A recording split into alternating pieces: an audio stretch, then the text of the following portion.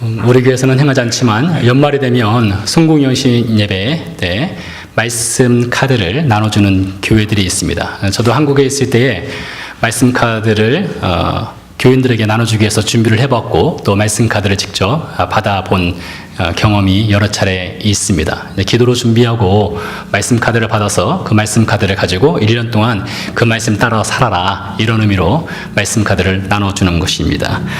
지금도 제가 잊지 않고 기억하는 말씀 카드 하나가 있습니다. 그것은 2002년에서 2003년으로 넘어가는 순국영신 예배 때 제가 받은 말씀 카드였습니다. 말씀 카드 내용은 이사야서 50장 4절 말씀인데요. 말씀은 이렇습니다.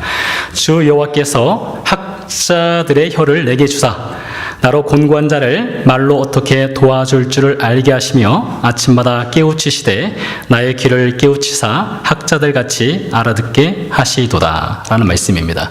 이 말씀이 저한테는 아주 큰 은혜가 되었습니다. 여러분, 제가 지금은 말을 그래도 어느 정도 더듬지 않고 말을 하는 사람이지만 전에는 말을 굉장히 더더듬었던 사람이었습니다. 그래서 이 말하는데 굉장히 어려움을 많이 겪었던 사람이었는데 하나님께서 저에게 여러 가지 은혜를 베풀어 주신 것 중에 하나가 제가 군 생활할 때 신변교육대 조교로서 생활을 하게 한 것도 저는 하나님의 특별하신 은혜라고 생각을 합니다. 신변교육대 조교로 있다 보니까 훈련병들 앞에서 늘 말을 해야 되는 상황이었죠. 그래서 말을 하는 훈련을 많이 받다 보니까 말을 더듬지 않고 말을 어느 정도 더듬는 것을 해결할 수가 있기도 했는데요.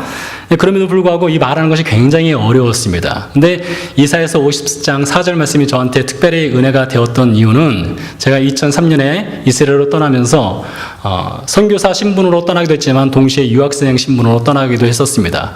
유학생 입장에서는 외국에 나가서 외국말로 공부를 한다는 것이 굉장히 어렵지 않습니까? 그런데 여기 말씀 보니까 나의 귀를 깨우치사 학자들 같이 알아듣게 하신다. 이 말씀이 얼마나 은혜가 됩니까? 수업 시간에 앉아서 멍하니 앉아 있는 것이 아니라 귀로 학자들 같이 말씀을 듣고 선생님이 가르친 내용을 듣고 깨닫게 하신다. 이렇게 적용하니까 저한테 큰 은혜가 되는 거예요. 또한 더불어서 주 여호와께서 학자들의 혀를 내게 주사 나로 곤고한 자를 말로 도와줄 수 있게 한다.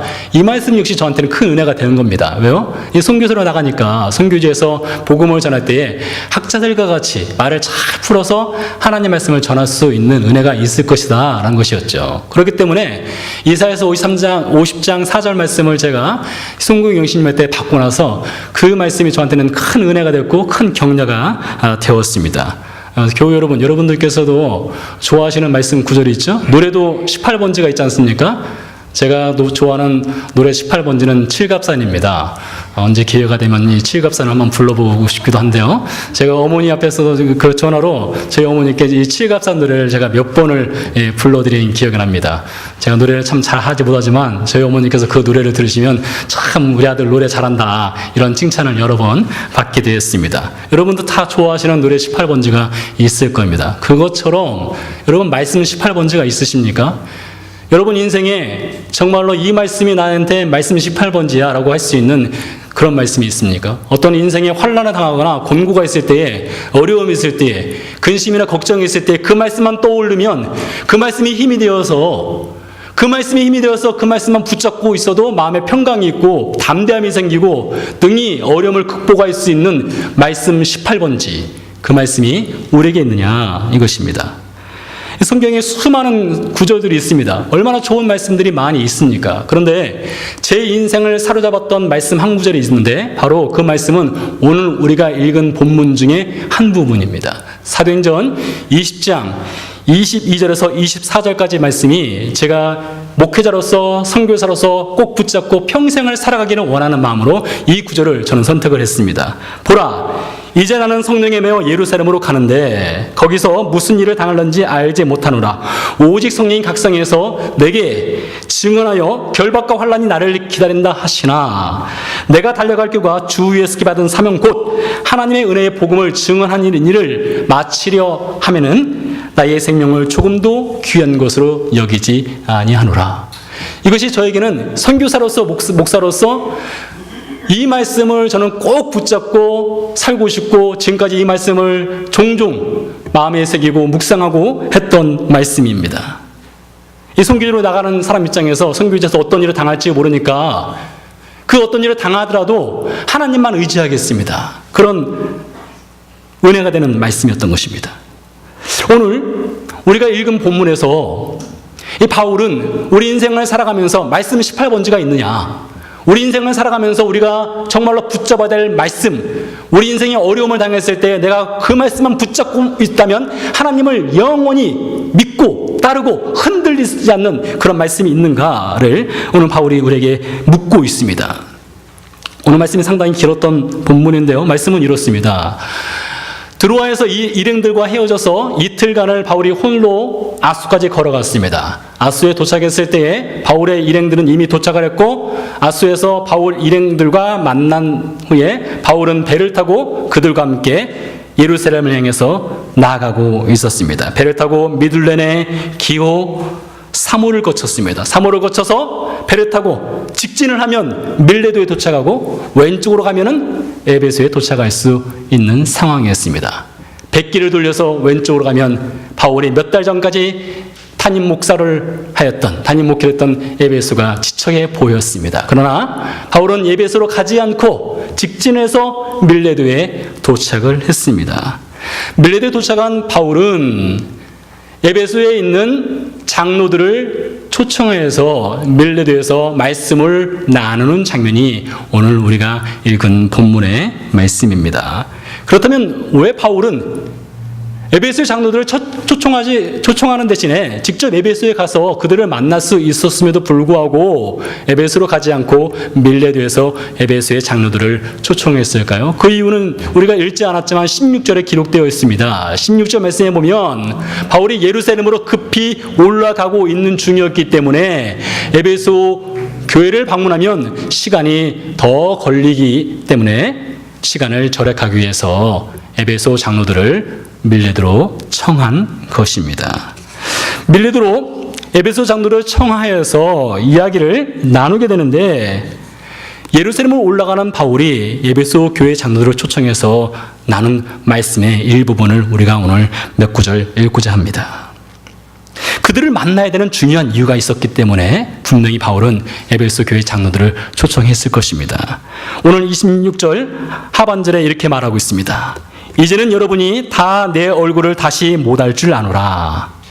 38절에 보니까 다시 그 얼굴을 보지 못하리라 한 말로 말미암아 더욱 근심하고 배에까지 그를 전송하니라 라고 되어 있습니다. 자, 이 말씀 무슨 말씀인가 하면 바울이 밀레도에서 에베소 교회 장로들을 초청한 이유는 다시는 에베소로 그가 돌아올 수 없다는 것을 알았기 때문입니다. 그렇기 때문에 바울은 에베소 교회 장로들을 초청해서 그들과 마지막 한 번 더 만남을 갖고 그들에게 중요한 말씀을 전해주고 싶었기 때문에 에베소 교회 장로들을 밀레도로 초청한 것입니다.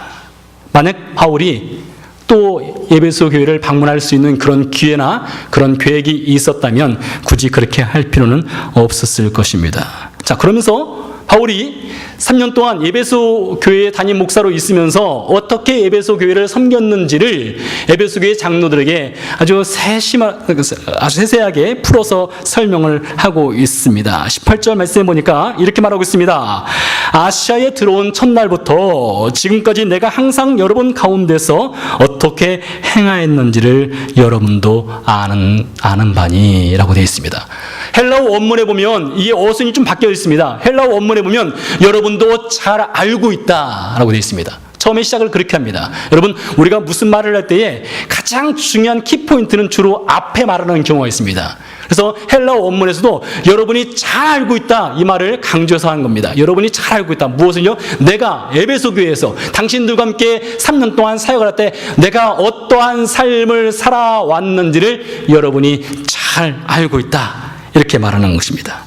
27절 말씀 보니까 바울이 에베소 교회에서 담임 목회를 할 때 어떠한 목적을 갖고 담임 목회를 했는지를 27절 말씀이 이야기를 해주고 있는데 이렇게 말하고 있습니다. 하나님의 뜻을 에베소 교회에 성도들에게 전하였다. 즉 바울은 허탄한 말을 하지 않았다는 것입니다. 에베소 교회에서 3년 동안 사역을 하면서 오직 하나님의 말씀만을 에베소 교회의 성도들에게 가르쳤다라고 이야기를 하고 있습니다. 33절 말씀에는 바울이 얼마나 도덕적으로 청렴하게 살았는가를 이야기를 해주고 있는데 말씀은 이렇습니다. 바울이 에베소 교회 교인들로부터 은이나 금이나 의복을 탐하지 않고 자신이 필요한 것은 직접 돈을 벌어서 충당하였다 이야기를 하고 있습니다. 여러분 아시는 것처럼 바울은 텐트 메이커였습니다. 그래서 그는 에베소 교회에서 3년 동안 사역을 하면서 자비량 사역을 했습니다. 교회에서 돈을 받지 않고 셀러리를 받지 않고 직접 텐트를 제조해서 자신이 먹고 쓰는 일에 충당해서 사용을 했다는 것입니다. 그만큼 바울은 에베소 교회를 섬기면서 일절 돈에 대해서는 깨끗한 사람이었습니다. 도덕적으로 청렴한 사람이었다는 것을 그가 이야기를 하고 있습니다. 그런데 이 증언들을 읽으면서 저는 이런 상상을 해보았습니다. 여러분 우리 교회가 25년이 지났습니다. 그러면서 그동안 여러 목회자들이 우리 교회를 거쳐갔습니다. 정말 훌륭하신 목사님들이 우리 교회에서 사역을 했고 또 다른 임지로 떠나게 되었습니다. 그런 여러 목사님들 중에 한 분이 이 캔자스 지역에 왔다고 한번 상상을 해보시기 바랍니다.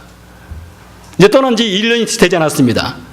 떠난 지 1년이 되지 않은 목사님이 우리 교회 이 캔자스 지역에 왔어요. 와서 캔자스 지역의 어느 곳에서 우리 교회의 교우님들을 초청을 했습니다. 청해서 호텔방에 같이 앉아가서 같이 담소를 나누게 되었습니다. 담소를 나누면서 성도님들에게 이런 얘기를 하는 겁니다. 여러분 제가 우리 영락교회를 섬기는 동안에 어떻게 제가 섬겼는지를 여러분이 잘 알고 계십니다. 저는 여러분에게 하나님 말씀만을 전했습니다. 저는 여러분의 어떤 금전적으로 여러분의 것을 제가 부당하게 취한 일도 없습니다. 저는 불의를 향한 적도 없습니다. 저는 도덕적으로 청렴하게 살았고 그렇게 사역을 하였습니다. 라고 이미 사역하셨던 어떤 목사님이 여러분들을 초청해서 그런 말씀을 했다고 해요. 그러면 여러분 그 말씀을 들으면서 여러분은 과연 어떤 생각을 하게 될까요? 어쩌면 여러분들 중에는 이런 생각을 할 수가 있습니다. 아니 이 목사님이 왜 떠나셨으면 그만인데 또 오셔가지고 자신이 이곳에서 우리 교회에서 사역을 어떻게 했는지 굳이 다시 한번 그런 얘기를 할 필요가 있을까? 혹시 이 목사님에 대한 여기서 이 목사님이 이 목사가 아닙니다. 네. 이 목사님에 대한 좋지 않은 소문이 있었기 때문에 그것에 대해서 그거는 거짓 소문이 잘못됐다는 것을 우리에게 알려주고자 변명하고자 이 자리에 우리를 불렀는가? 이렇게 말을 하시는 분도 있을 것 같고요. 어떤 분들은 생각하기를 목사님께서 그렇게 말씀하지 않아도 목사님이 얼마나 우리 교회를 헌신적으로 섬겼는지 우리에게 얼마나 하나님 말씀을 잘 가르쳐주는지 우리가 잘 알고 있습니다 목사님. 이렇게 말하시는 분들도 있을 것 같습니다. 생각해보면 바울이 에베소 교회를 떠난 지가 사실 1년도 되지 않았어요. 잘해야 5개월밖에 되지 않았거든요. 그런데 바울이 굳이 에베소 교회의 장로들을 불러서 여러분 제가 여러분과 함께 에베소 교회를 섬길 때에 얼마나 성실하고 신실하게 섬겼는지를 여러분이 잘 알고 있지 않습니까? 그 말하려고 바울이 에베소 교회 장로들을 불렀을까? 이런 생각을 해봤습니다. 자칫 잘못하면은 바울이 자화자찬하기 위해서 내가 얼마나 잘했는지를 다시 한번 그들에게 확인장을 찍기 위해서 에베소 교회 장로들을 부른 것처럼 보여질 수도 있다는 것입니다. 자, 그런데 바울이 에베소 교회 장로들을 청한 그 밀레도에서의 만남은 바울이 어떻게 살았는지를 말하기 위한 자리가 아니었습니다. 내가 이렇게 살았습니다. 그것을 말하고자 한 자리가 아니었다는 것입니다. 29절 이하에 그 이유가 나와 있습니다. 29절 이하에 이렇게 기록되어 있습니다. 내가 떠난 후에 사나운 이리가 여러분에게 들어와서 그 양떼를 아끼지 아니하며 또한 여러분 중에서도 제자들을 끌어 자기를 따르게 하려고 어그러진 말을 하는 사람들이 일어날 줄을 내가 아노라. 무슨 말입니까? 바울이 에베소 교회를 떠난 이후에 에베소 교회에 안팎으로 큰 환난과 위기가 닥쳐올 거라는 것을 바울이 지금 말을 하고 있는 것입니다. 에베소 교회 장로들을 불러서 말하기를 밖에서는 사나운 이리가 양떼들을 그냥 내버려 두지 않을 것입니다. 즉 사단의 세력이 에베소 교회를 뒤흔들 것입니다. 그보다 더 심각한 것은 여러분 중에 그 밀레드의 청함을 받아서 온 에베소 장로들 중에 자신의 세력을 확장하고자 자신의 추종자들을 만들고자 교회의 분파를 일으키고 교회의 분란을 일으키는 사람들이 여러분 중에 있을 것입니다. 바울이 지금 그 얘기를 하는 것입니다. 여러분, 교회가 그런 위기를 만났을 때 어떻게 해야 되겠습니까? 우리 영락교회가 지난 25년을 지나면서 여러 위기가 있었을 텐데 그 위기를 만났을 때에 그 위기를 극복했던 방법이 무엇이었습니까? 어떻게 그 위기를 잘 극복하고 오늘까지 우리 교회가 이렇게 하나님께 영광을 드리는 교회가 될 수 있었습니까? 바울이 말합니다. 31절입니다. 그러므로 여러분이 일깨어 내가 3년이나 밤낮 쉬지 않고 눈물로 각 사람을 훈계하던 것을 기억하라. 자, 이거 잘 들으셔야 됩니다. 그러므로 여러분이 일깨어 내가 3년이나 밤낮 쉬지 않고 눈물로 각 사람을 훈계하는 것을 기억하라.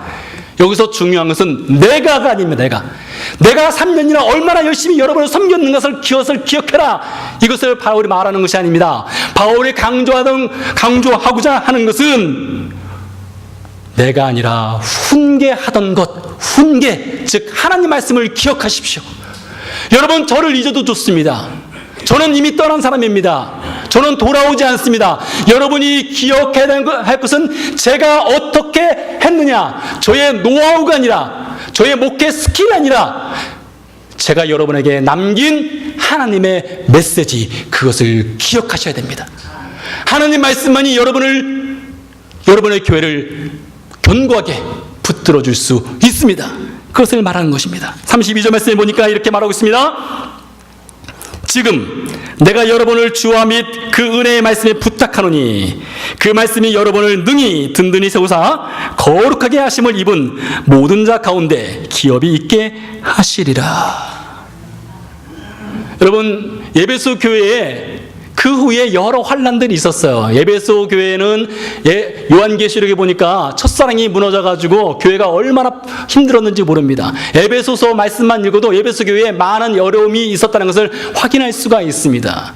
자, 바울은 이미 그것을 불을 보듯 뻔히 알고 있었습니다. 사단의 세력도 있을 것이고 교회 내에서 분파가 있을 것이고 교회가 서로 갈라지는 문제도 있을 것이고 첫사랑이 식어지고 율법이 성행하는 그런 문제가 에베소 교회에 있을 것입니다. 그랬을 때에 바울이 말하기를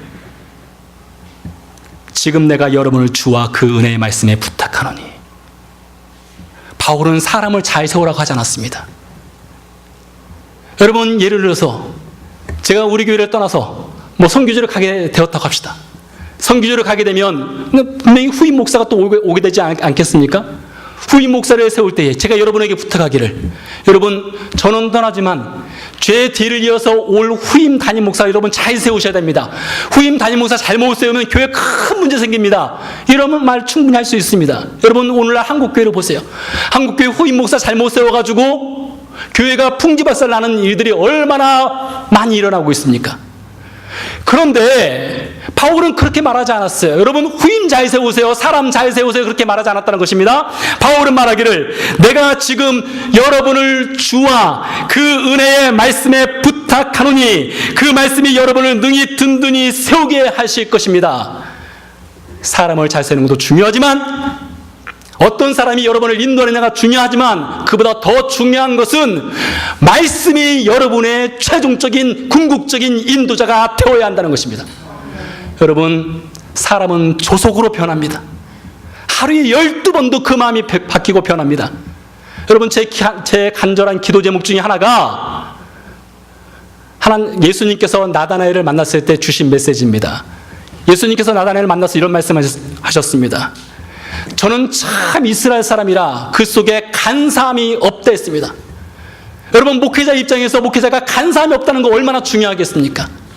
상황과 환경에 흔들리지 않고 꿋꿋하게 하나님 말씀을 전하는 목회자가 된다는 것 얼마나 중요하겠습니까? 그런 이유로 인해서 제가 하나님께 기도하는 것은, 하나님, 제 안에 간사함이 없게 해주세요.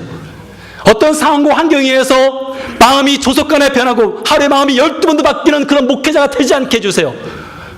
그것이 제 기도 제목입니다. 그래서 바울도 그걸 잘 알았던 거예요. 아무리 사람을 잘 세워도 능력 있는 사람을 잘 세워도 그 사람을 따라가서는 안 된다는 것입니다. 우리가 궁극적으로 따라야 될 것은 사람이 아니라 하나님의 말씀입니다. 그렇기 때문에 바울이 말한 거예요. 여러분을 주와 그 은혜의 말씀에 부탁합니다. 성경은 말씀을 따라갔던 사람들을, 말씀만 붙잡았던 사람들의 위대한 기록이 바로 성경입니다. 창세기 12장 4절에 보니까 아브라함이 하나님으로부터 부름을 받은 후에 그가 하나님 메시지를 듣고 갈대 우리에서 나올 때에 창세기 저자는 이렇게 증언을 하고 있습니다. 아브라함이 여호와의 말씀을 따라갔다. 다른 것 따라간 것이 아닙니다. 아브라함은 여호와의 말씀만 따라갔습니다. 그랬을 때 그가 믿음의 조상이 되었습니다. 아브라함이 여호와의 말씀만 따라갔을 때에 그의 환경과 상황이 흔들려도 그는 견고한 반석처럼 흔들리지 않고 따라갈 수 있었다는 것입니다. 여러분, 요셉도 마찬가지입니다. 요셉이 17살 나이에 형들에게 돈, 은 20전에 팔려서 애굽의 노예로 팔렸습니다. 13년 동안 죽을 고생을 했습니다. 여러분, 13년이면 칼을 갈아도, 복수의 칼을 갈아도 몇 개를 갈았을까요? 갈다가 칼이 다 닳아가지고 또 다른 칼을 뽑아서 또 갈았을 것 같아요. 복수의 칼을 갈았을 것입니다. 근데 13년 뒤에 요셉이 애굽의 총리가 된 후에 그 가나안 땅에서 형들이 자신을 찾아왔을 때에 머리를 숙이고 엎드려서 형 앞에서, 요셉 앞에서 엎드렸을 때에 요셉이 그 복수의 칼만 갈았다면 당장이라도 그들의 목을 쳤을 것입니다. 근데 요셉은 그 순간 복수의 칼이 아니라 하나님의 말씀을 붙잡았습니다. 그래서 형들에게 말합니다. 형님들, 걱정하지 마십시오. 당신들은 나를 팔았지만 나를 이곳으로 보내신 것은 당신들이 아니라, 돈 20전이 아니라 하나님이셨습니다. 요셉이 그들을 용서할 수 있었던 이유가 무엇입니까? 그 안에 분노를 사라지게 할 수 있었던 이유가 무엇입니까? 바로 하나님 말씀에 붙잡혔기 때문입니다. 여러분, 오늘날 저와 여러분 가운데 이 해결되지 않는 이 인간관계에 깨어진 그 고리, 그 갈라짐, 분노, 내 안에 식지 않은 상처, 그것들을 과연 무엇으로 해결할 수 있겠습니까? 아무리 많은 상담을 받아보고 아무리 많은 좋은 말을 들어도 내 안에 있는 상처와 분노와 사람과 깨어진 관계가 해결되지 않는다면 여러분, 이 말씀을 들어보시기 바랍니다. 예수님께서 베드로에게 말씀하셨습니다. 70번에 7번이라도 용서해라. 예수님께서 베드로에게 그 말씀을 주셨어요. 베드로가 어떤 사람이 되었겠습니까? 그의 사람의 감정과 사람의 능력, 사람의 지혜, 사람의 경험으로서는 70번에 7번을 용서하는 것이 불가능합니다. 그러나 그가 하나님 말씀을 붙잡았을 때에 그는 용서의 사람이 될 수 있었던 것입니다. 빌립보서는 바울이 감옥에 있을 때에 빌립보 교회 성도들에게 쓴 편지입니다. 감옥에서 그가 편지를 썼습니다. 빌립보서 1장 14절 이하에 보면 바울이 감옥에 있을 때에 빌립보 교회 교인들이 일부는 바울을, 우리 단임 목회를 했던 바울이 지금 감옥에 갇혀 있으니까 바울을 대신해서 우리가 열심히 나가서 복음을 전해야지, 그런 마음으로, 순전한 마음으로 복음을 전하는 사람들이 있었습니다. 그런데 일부는, 어떤 사람들은 생각하기를 이번 기회에 바울의 이름을 싹 지워버리자, 더 이상 사람들이 바울을 기억하지 못하게 하자, 이번 기회에 우리가 세력을 만들어보자, 그래서 불순한 마음으로 나가서 복음을 전하는 사람들이 있었습니다. 근데 아주 기가 막힙니다. 바울은 이렇게 말합니다. 겉으로 전하던, 외모로 전하던, 외식하면서 전하던, 진실함으로 복음을 전하던, 전해지는 것은 예수 그리스도니 나는 그로 말미암아 감사한다 했습니다. 여러분, 바울이 기억하고 싶은 것은 내 이름은 석자를 기억해 주세요, 그것이 아니었습니다. 바울이 빌립보 교회에 말한 것은 나를 잊더라도, 나는 사라지더라도 여러분이 하나님 말씀만 붙잡고 하나님 말씀만 따라가십시오, 그것을 말했던 사람이 바울이기 때문에 어떻게 전하든 그는 감사할 수 있었다는 것입니다. 사랑하는 교회 여러분, 과연 우리에게 이렇게 바울처럼, 아브라함처럼, 요셉처럼 붙잡고 따라갈 하나님 말씀이 있습니까? 오늘 이 말씀을 전하면서 과연 저는 여러분 앞에서 제 이름 석자가 아니라 저를 기억해 주기를 바라는 목회자가 아니라 하나님 말씀만 기억해 주기를 바라는 목회자로 여러분에게 서 있는가? 그것을 저 자신에게 묻지 않을 수 없습니다. 지난 2년 가까이를 목회를 하면서 제가 여러분에게 전한 메시지가 달랑하게 제 이름 석자를 기억하기를 원하면서 여러분에게 전한 것이 혹 있지 않을까?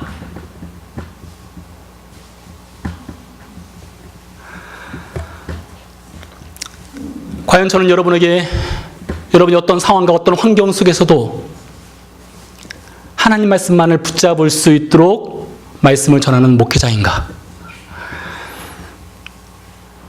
과연 저는 저를 기억해 주기를 원하는 목회자인가?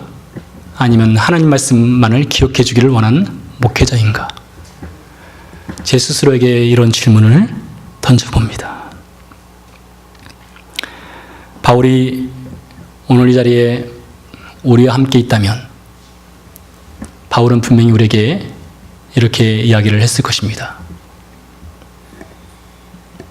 우리의 삶을 이끌 생명의 말씀, 그 어떤 환경과 어떤 상황 속에서도 흔들리지 않게 우리를 견고하게 붙들어줄 하나님의 말씀, 그 생명의 말씀을 붙잡으십시오.